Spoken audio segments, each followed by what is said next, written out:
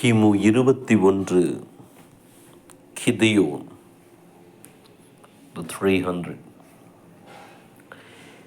இஸ்ரேலர்கள் சிறிது காலம் தங்களை அடிமை நிலையிலிருந்து மீட்டு வந்த கடவுளுக்கு நன்றியுள்ளவர்களாயிருந்தார்கள். ஆனால் வருடங்கள் செல்ல செல்ல அவர்களின் குணம் மாறத் துவங்கியது.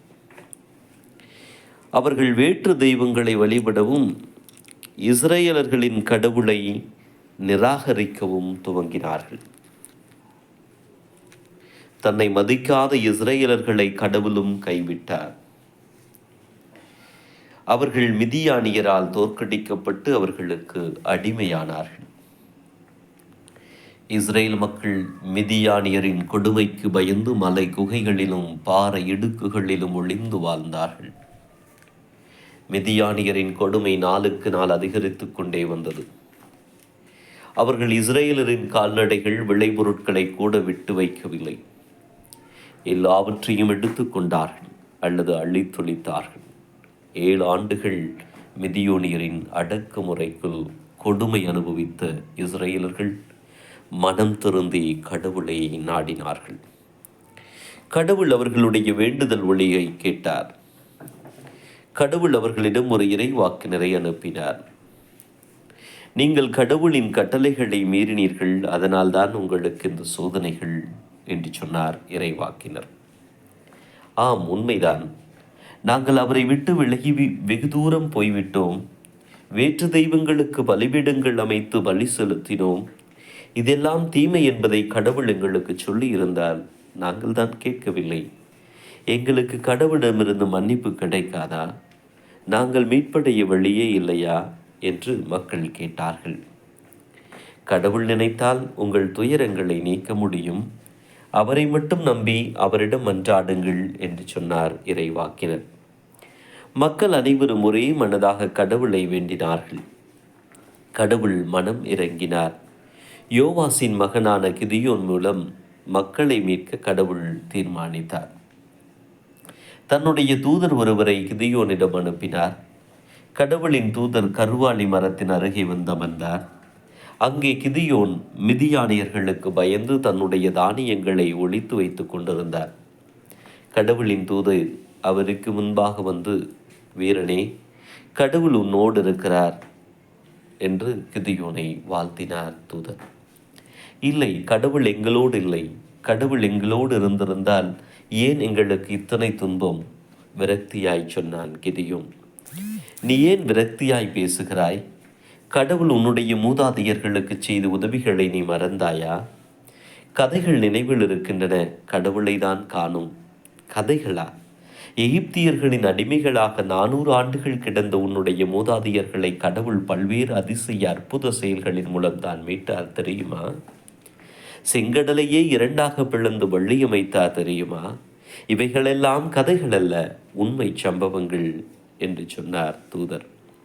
அப்படியானால் இப்போது எங்கே அந்த அதிசய செயல்கள்? கடவுள் எங்களை மீண்டும் அடிமைகளாய் விட்டுவிட்டாரே.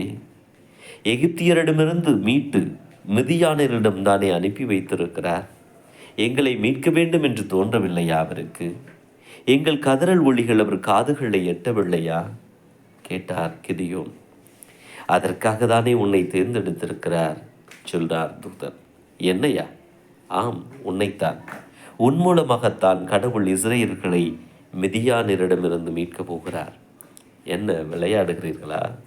நான் என் குடும்பத்திலேயே மிகவும் சின்னவன். என் மூலமாக மீட்பா? நல்ல வேடிக்கை. நான் இதற்கு தகுதியானவன் கிடையாது. இல்லை, நீதான். நீ ஒருவன் இதற்கு தகுதியானவன். நீ தனியாகவே சென்று மிதியானியரை தோற்கடிப்பாய். கடவுள் உன்னோடு இருப்பார் அழுத்த திருத்தமாக சொன்னார் தூதர். தூதரே, நீங்கள் சொல்லுவது எதுவுமே எனக்கு புரியவில்லை.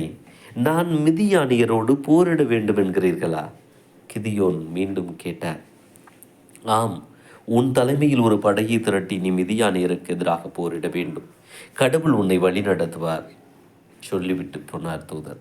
தூதரே, ஒரு நிமிடம் நில்லுங்கள், நான் உடனே வருகிறேன். எங்கும் போய்விடாதீர்கள். கிதியோன் தூதரிடம் சொல்லிவிட்டு வீட்டுக்கு ஓடினார். வீட்டுக்கு சென்று சில புளியாத அப்பங்களையும் கொஞ்சம் இறைச்சியும் எடுத்து கொண்டு வந்தார். நீர் சொல்வதெல்லாம் உண்மையாயிருந்தால், நீர் உண்மையிலேயே கடவுளின் தூதனாக இருந்தால் எனக்கு ஒரு அடையாளத்தை செய்து காட்டு. சொல்லிக்கொண்டே கிதியோன் அப்பங்களையும் இறைச்சியும் தூதரின் முன்னால் வைத்தார். நீ கொண்டு வந்திருக்கும் இந்த அப்பங்களையும் இறைச்சியும் வைத்து நான் உனக்கு ஒரு இறை அடையாளத்தை காட்டுகிறேன். கொஞ்சம் அப்பத்தையும் இறைச்சியும் எடுத்து அந்த பாறை மீது வை, தூதர் சொன்னார். கிதியோன் அவ்வாறே செய்தார். தூதர் அந்த அப்பங்களையும் இறைச்சியும் தன்னிடமிருந்த கோலின் நுனியால் தொட்டார். உடனே நெருப்பு சற்றென்று தோன்றி அந்த பொருட்களை எரித்தது. கிதியோன் பரவசமானார். கடவுள் நெருப்பை அனுப்பி பழிப்பொருட்களை எடுத்துக்கொண்டதை வைத்த கன்வாமுக்கு அவள் பார்த்து கொண்டே இருந்தார். அவருடைய மனதுக்குள் நம்பிக்கையை துளிர்விட்டது. இப்போதாவது நம்பு, சொல்லிக்கொண்டே சற்றென்று மறைந்தார் ஆண்டவரின் தூதர். கிதியோன் பயந்து போனார். ஐயோ, நான் எப்படி சொல்வேன்? கடவுளின் தூதரை நான் நேருக்கு நேராய் சந்தித்தேனே என்று பரவசம் அடைந்தார். அன்றிரவே கிதியோன் அந்நிய தெய்வங்களுக்காய் எழுப்பப்பட்டிருந்த பலிபீடங்களை எல்லாம் தகர்த்தெறிந்தார். இஸ்ரேலின் கடவுளுக்காய் அவர் ஒரு பெரிய பலிபீடத்தை கட்டி எழுப்பி அங்கே ஒரு கொழுத்த மாட்டை வழி செலுத்தினார். மறுநாள் மக்கள் தங்கள் தெய்வங்களின் பலிபீடங்கள் தகர்ந்து கிடப்பதைக் கண்டு ஆவேசமடைந்தனர். இந்த கொடுமையை செய்து பாவியார், அவனை கொல்ல வேண்டும் என்று மக்கள் கோபமாக சுற்றித் திரிந்தனர். அது கிதியோன் தான். இரவில் அவன் தன்னுடைய ஆட்களுடன் வந்து பலிபீடம் கட்டுவதைக் கண்டோம். அந்த பக்கமாய் வசித்து வந்த மக்கள் சொன்னார்கள், அதெப்படி கிதியோன் எங்கள் கடவுளின் பலிபீடங்களை இடிக்கலாம்? அவனை அழிக்காமல் விடப் போவதில்லை. ஆவேசமடைந்த மக்கள் கிதியோனின் வீட்டை முற்றுகையிட்டார்கள். கிதியோனே, வெளியே வா, உனக்கு என்ன தைரியம் இருந்தால் எங்கள் கடவுளர்களை அவமானப்படுத்துவாய்? மக்கள் கூச்சலிட்டார்கள். கிதியோனின் தந்தை வெளியே வந்தார். கிதியோன் இங்கே இல்லை. என்ன விஷயம்? ஏன் கூச்சல் எடுக்கிறீர்கள்? ஒன்றும் தெரியாதது போல் நடிக்கிறாயா? எங்கள் கடவுளின் பலிபீடங்களை உன் மகன் இடித்து தகர்த்திருக்கிறான். அவனை கொல்ல வேண்டும். யார் உங்கள் கடவுள்? பாகால். பாகாலின் பலிபீடத்தையும் அதன் அருகே நின்றிருந்த அஷேரா கம்பத்தையும் உன் மகன் அழித்திருக்கிறான். மக்கள் கத்தினார்கள். பாகால்? அவன் என்ன பெரிய கடவுளா? கிதியோனின் தந்தையும் கோபமானார். ஆம், அவர் மிகவும் சக்தி வாய்ந்தவர். மக்கள் சொன்னார்கள். அந்த பாகால் பெரிய சக்தி வாய்ந்தவனாக இருந்தால் அவன் என் மகனை கொல்லட்டும். நீங்கள் அவனை கொள்கிறீர்கள் என்றால் உங்கள் கடவுள் கையாலாகாதவர் என்றுதான் அர்த்தம். போங்கள், உங்கள் கடவுளிடம் சொல்லி என் மகனை கொல்லச் சொல்லுங்கள். உங்கள் கடவுளுக்கு வீரம் இருந்தால் அவன் என் மகனை கொல்லட்டும். கிதியோனின் தந்தையும் பதிலுக்கு கத்தினார். பாகாலின் கையால் அவன் சாக போவது உறுதி. அவனை பாகால் அழிப்பான் என்பதை குறிக்கும் விதமாக இனிமேல் அவனை நாங்கள் எருபாகால் என்று அழைப்போம் என்று சொல்லிக்கொண்டே அவர்கள் கலைந்து போனார்கள். கிதியோன் மக்களின் கையிலிருந்து தப்பினான். ஆனாலும் இன்னும் அவனுக்குள் ஒரு சந்தேகம் இருந்து கொண்டே இருந்தது. அது ஒருவேளை கடவுளின் அழைத்தல் இல்லை என்றால் என்ன செய்வது? கடவுள்தான் தூதரை அனுப்பினாரா, இல்லை ஏதேனும் கண்கட்டு வித்தையா? கிதியோனின் மனம் பல்வேறு கேள்விகளால் நிறைந்திருந்தது. அவன் கடவுளை நோக்கி, கடவுளே, நீதான் என்னை அழைத்தீர் என்பதற்கு எனக்கு இன்னொரு அடையாளத்தை காட்டும். நான் என்னுடைய கம்பளி ஆடையை இன்று இரவு வெட்ட வெளியில் வைப்பேன். என்னை அழைத்தது நீதான் என்றால் என்னுடைய ஆடையில் மட்டும் காலையில் பனி நிறைந்திருக்கட்டும், மற்ற இடங்களெல்லாம் காய்ந்து கிடக்கட்டும் என்றார். சொல்லிவிட்டு அன்று இரவே தன்னுடைய கம்பளியை கலற்றி வெட்ட வெளியில் வைத்தார். மறுநாள் காலையில் வந்து பார்த்தபோது அவருடைய கம்பளியில் மட்டும் பனி நிறைந்திருந்தது. தரை உலர்ந்து கிடந்தது. ஒருவேளை தரையில் விழுந்த பனி உலர்ந்து போயிருக்குமோ? கம்பளியானதால் மட்டும் உலராமல் ஈரமாயிருக்கிறதோ? இது இயற்கையாகவே நடக்கும் சாதாரண நிகழ்வோ? கிதியோனின் மனம் மீண்டும் சந்தேகப்பட்டது. அவன் மீண்டும் கடவுளை நோக்கி, கடவுளை, இன்னும் எனக்கு ஒரே ஒரு அடையாளத்தை மட்டும் செய்து காட்டும். இன்றைக்கும் நான் என் கம்பளியை இங்கே வைத்து விட்டு போவேன். நாளை காலையில் நான் வந்து பார்க்கும்போது கம்பளியில் மட்டும் பனி இருக்கக்கூடாது, தரை எங்கும் பனி நிறைந்திருக்க வேண்டும். உம்மில் நம்பிக்கை வைக்க கடைசியாக எனக்கு இந்த அடையாளத்தை செய்து காட்டும் என்றான். மறுநாள் அவன் கண்களை அவனாலேயே நம்ப முடியவில்லை. முந்தைய நாள் உலர்ந்து கிடந்த தரை இப்போது பனியில் குளித்து தூப்பலாய் கிடந்தது. புற்கள் தலைகளிலெல்லாம் பனிக்கூடுகள். ஆனால் கிதியோனின் கம்பளி மட்டும் உலர்ந்து கிடந்தது. கடவுளே, என்னை அழைத்தது நீரே, உம்மை நம்புகிறேன். கிதியோன் மண்டியிட்டு கடவுளிடம் பேசினான்.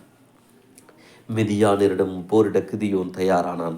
அவன் மக்களை பெருமளவில் திரட்டி கடல் அலையென மிதியானரை நோக்கி படையெடுத்தான். கடவுள் அவனை அழைத்தார். கிதியோனே, நீ இத்தனை மக்களை அழைத்து கொண்டு போக வேண்டாம். வெற்றி பெற்ற பின் அவர்கள் கர்வம் கொள்வார்கள். மக்கள் சக்தியை வென்றதென்று அவர்கள் ஆணவம் அடைவார்கள். அவர்களில் சிலர் மட்டும் போதும் உனக்கு. அப்போதுதான் என்னுடைய வலிமையை மக்கள் உணர்வார்கள். கடவுள் சொன்னார்.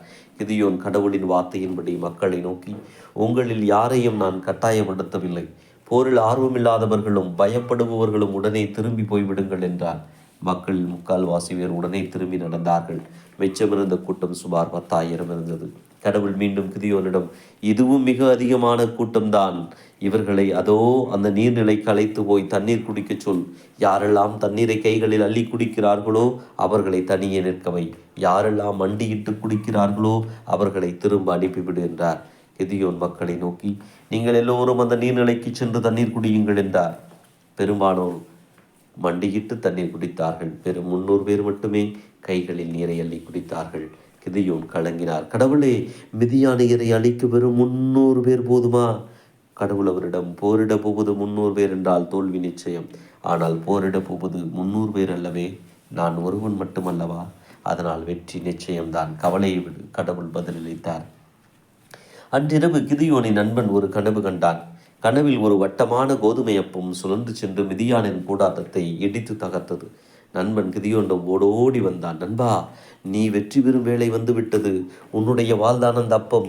நீ அவர்களை துரத்தும் நேரம் வந்துவிட்டது என்பதை தான் கடவுளின் கனவு வாயிலாக சொல்லி இருக்கிறார். நண்பன் சொன்னான், கடவுள் எனக்கு வாக்களித்திருக்கிறார். நமக்கு நிச்சயம் வெற்றிதான். நாம் போருக்கு தயாராவோம். கிதியோன் சொன்னான்.